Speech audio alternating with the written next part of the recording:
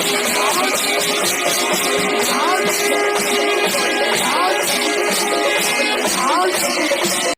Friends, welcome back. आज मैं आप सबको बहुत ही अच्छी जगह लेके जाने वाली हूँ, जो है कि महाकाल का मंदिर उज्जैन में। तो यहाँ कोटा से स्टार्ट करते हैं हमारी जर्नी। ये है कोटा स्टेशन, जो सुबह के 3:30 बजे है और 4 बजे के आसपास हमारी ट्रेन है जो ये दिल्ली और इसे आती है।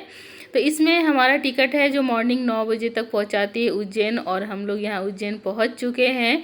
ये बहुत ही अच्छी सी फीलिंग है उज्जैन आके। और हम लोगों ने एक ऑटो बुक किया जिसके जो हमें लेके जाएंगे होटल तक। तो होटल में पहुंचने के बाद हम लोगों ने जो है यहाँ पे पास में ही राम गंगा है, वहाँ पे हम लोगों ने स्नान किया। हर हर महादेव। माना जाता है कि राम गंगा में डुबकी लगाने से सारे पाप दूर हो जाते हैं। तो हम माँ बेटे ने भी डुबकी लगाई। तो शुरुआत हमारी यहाँ से हुई, फिर हम लोगों ने तैयार होकर के फिर चले महाकाल के दर्शन के लिए। तो इस तरीके से फिर रास्ते में हम लोगों ने ये टीका लगवाया चंदन का, जो बहुत ही अच्छा था, खुशबूदार था। और फिर हम दोनों चले माँ बेटे प्रसाद फूल लेकर के महाकाल के मंदिर। तो ये गेट नंबर 1 है और इसी से हम लोग इन करेंगे। और इतने सन्नाटे इस वजह से हैं क्योंकि आज दिवाली का अवसर चल रहा है, धनतेरस का दिन है। तो इस वजह से बहुत ही खाली है ये मंदिर, वरना बोला जा रहा था कि यहाँ पे पैर रखने की भी जगह नहीं होती है। तो इस तरीके से हम लोग जो है ना आगे बढ़ते गए। और ये प्रांगण है मंदिर का, बहुत ही खूबसूरत सा प्रांगण बनाया गया है। और ये 10 या 11 बजे का टाइम होगा। यहाँ पे भी मोबाइल जो है ना जमा कर लिया जाता है, मोबाइल लेके अंदर नहीं जा सकते हैं मंदिर के। तो हमारा मोबाइल वगैरह जो है यहाँ पर ही जमा हो जाता है। तो इसके बाद का वीडियो मैं अभी आपको लोड नहीं कर पाऊँगी। फिर हम लोगों ने दर्शन करके महाकाल का फिर बाहर आए। तो ये बाहर का व्यू है, जो मंदिर का जो प्रांगण है उसका व्यू है, बहुत ही खूबसूरत, बहुत ही मनमोहक था कलाकारी। साथ ही धूप बहुत ज़्यादा थी, तो बहुत ज़्यादा गर्मी लग रही थी और पैर भी जल रहे थे हमारे। तो हम लोगों ने फटाफट जो है ना यहाँ से जाने का ही सोचा कि चलो चलते हैं, क्योंकि काफ़ी गर्मी हो रखी थी। मगर महाकाल का दर्शन वाला जो अनुभव था ना, वो सिर्फ आप यहाँ पे आ करके ही महसूस कर सकते हैं। साथ ही मन में हमारे लालच आया और हमने पता किया कि मॉर्निंग की भस्म आरती हम कैसे देख सकते हैं, उसकी दर्शन कैसे कर सकते हैं। तो हमें पता चला कि 1 नंबर गेट पे जो हम लोग एंट्री किए थे, वहीं पे हमारे फॉर्म जमा होंगे, जो आधार कार्ड के साथ में जमा किए जाएंगे। तो हम लोगों ने वो फॉर्म सबमिट करा, जमा करा। ये है महाकाल मंदिर के लिए प्रसाद। देखिए कितने सारे धागे बांधे गए हैं, सारे मन्नत के धागे। ये ताजी गुलाब है ना, ये लड्डू वाला बच्चा। ताजा गन्ने का रस किलो, ताजा गन्ने का रस, नींबू पुदीना वाला गन्ने का रस। यहाँ पे बहुत सारे जो दुकानें लगी हुई थी, जो बताया जाता है कि हमेशा यहाँ पे लगी ही रहती है। यहाँ पे मंदिर का दरबार बंद नहीं होता है। और ये गवर्नमेंट के तरफ से एक शॉप रखा गया है, जो भोले बाबा महाकाल का जो है ना वो चढ़ता है। तो ये देखिए हम लोग पहुँच चुके हैं महाकाल भैरव जी के दरबार में। और ये प्रसाद चढ़ाने के लिए हम लोग काफ़ी ज़्यादा एक्साइटेड थे देखने के लिए, क्योंकि बहुत नाम इसका बहुत ही ज़्यादा चला हुआ सुने हुए थे। तो इस वजह से हमारा बहुत ही मन था। और आप सब भी इसके साथ ही दर्शन करिए। यहाँ पे भी मोबाइल ले जाना अलाउ नहीं है, तो हम लोगों ने चुपके चुपके से फ़ोटो खींचा। प्लस साथ में ही एक दुर्गा माँ का मंदिर था, वहाँ पे भी हम लोगों ने दर्शन किए। फिर इसके बाद चलते हैं हम चिंताहरण गणेश जी के पास, जहाँ की यहाँ पे बहुत सारे मोदक, लड्डू वगैरह सब मिल रहे थे। सारे प्रसाद की सामग्रियाँ मिल रही थी यहाँ पे।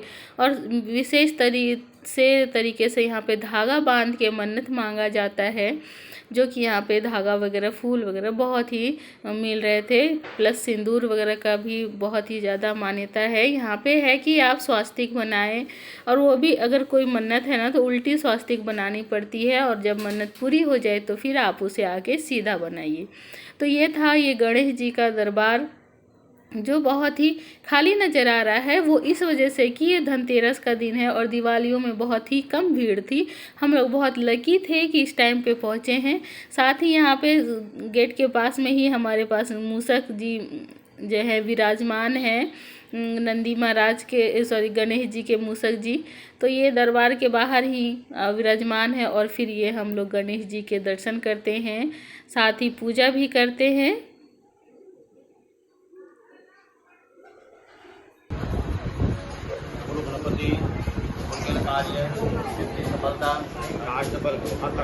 यहाँ पे 3 गणेश जी की मूर्तियाँ विराजमान है। अगर आप आएँ तो ज़रूर आप ध्यान से देखें। यहाँ पे एक साथ ही 3 गणेश जी की मूर्तियाँ। यहाँ पे शुभ कार्य करने से पहले जैसे शादी वगैरह भी होते हैं तो उसके लिए भी कार्ड जमा कर दिए जाते हैं। फिर उसके बाद हम लोग चलते हैं 9 ग्रह, जो यहाँ पे ग्रहों का जो मंदिर है ना, बताया जा रहा है कि पूरे भारत में एक ही मंदिर है जो यहाँ पे ग्रह के दोष के लिए पूजा निवारण किए जाते हैं। उसके बाद फिर हम लोग यहाँ पे आते हैं नेक्स्ट मंदिर श्री कृष्ण पाठशाला। यहाँ पे सारे बुक वगैरह रखे गए हैं जो कृष्ण भगवान और सुदामा की दोस्ती बताई गई है। यहाँ पे उनकी मूर्तियाँ हैं, पुस्तकें हैं ढेर सारी। उसके प्रांगण में ही एक बहुत ही प्यारा सा मंदिर था। फिर यहाँ पे बहुत सारी चीज़ें देखने लायक हैं, जैसे यह 14 विद्यार्थी कॉलेजों के बच्चों ने यहाँ पे आकर के एक कलाकृति करी गई है जो बहुत ही खूबसूरत, बहुत ही मनमोहक था। आप अपने बच्चों के साथ आएँ, उसे अपनी संस्कृति के बारे में बताएं। यहाँ पे संस्कृति के बारे में पूरी चित्रकलाएं की गई हैं और बहुत ही मनमोहक, बहुत ही खूबसूरत है।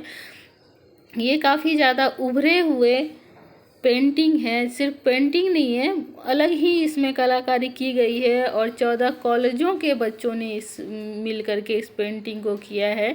तो ये अपने आप में ही बहुत ही खूबसूरत है और उस पर ये संस्कृति जो है हमारे देश की वो बहुत ही अनमोल है। अपने बच्चों को बताने के लिए काफ़ी है, क्योंकि ये सब ना बहुत ही कम देखने को मिलते हैं। तो इस वजह से अपने बच्चों के साथ आएँ, अपने फैमिली के साथ, तो उसे इस सब जगहों पे ज़रूर लेकर के जाएं और अपनी संस्कृति से उसे रूबरू कराएं।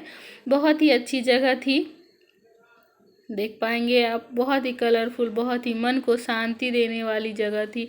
और इस सब में हम हर जगह पे ओम का गुंजन आपको सुनाई देते रहेंगे, वो एक अलग ही वाइब आती है। इसके बाद हम लोग चलते हैं गणेश जी का दरबार, जहाँ की भव्य आरती बहुत ही फेमस है। और ये गणेश जी की मूर्ति है, चिंता हरण गणेश जी हैं और यहाँ पे बहुत ही अच्छी। अब जाए तो जरूर शाम का टाइम आप यहाँ पे दें, क्योंकि 6:30 बजे से यहाँ पे आरती स्टार्ट होती है। तो आप यहाँ का जरूर आरती देखें।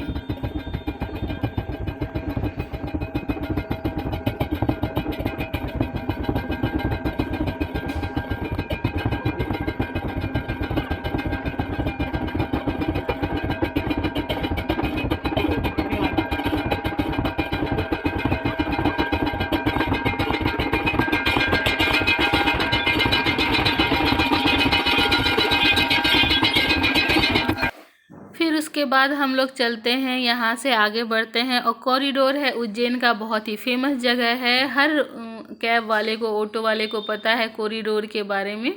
तो आप वहाँ से इसका दर्शन करना या फिर इसे घूमना ना भूलें। यहाँ पे बहुत अच्छे तरीके से कलाकृति की गई है, लाइटिंग और इस सब चीज़ों की बहुत ही अच्छे तरीके से इस्तेमाल किया गया है, बहुत ही खूबसूरत है। यहाँ पे कम से कम 2 घंटे भी आप देंगे ना तो भी कम पड़ेगा। आप आराम से इसमें बैठ के महसूस किए जा सकते हैं। बहुत ही खूबसूरत, बहुत ही शांत जगह है, वातावरण है, बहुत ही शांत है। और उस पे ये ओम का गुंजन बहुत मन को शांति प्रदान करती है।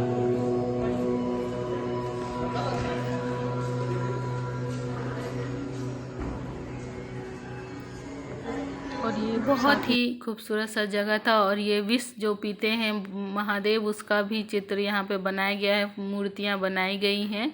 और ये हमारे पूर्वज जो थे, गुरु वगैरह जो थे, उसके भी मूर्तियाँ बना के बहुत ही खूबसूरत तरीके से लाइटिंग की व्यवस्था की गई है और देखने में बहुत ही मनमोहक लगता है। और ये इसका जो है ना शाम के ही समय में ये खुलता है। आप चाहो तो सुबह घूम सकते हैं, ऐसा नहीं है। ये शाम में ही इसके गेट खुलते हैं, 6 से 9:30 बजे के बीच में आप इसमें घूम सकते हैं। तो बहुत ही अच्छी जगह है, तो आप ज़रूर जाएं। इसे कॉरिडोर के नाम से जाना जाता है।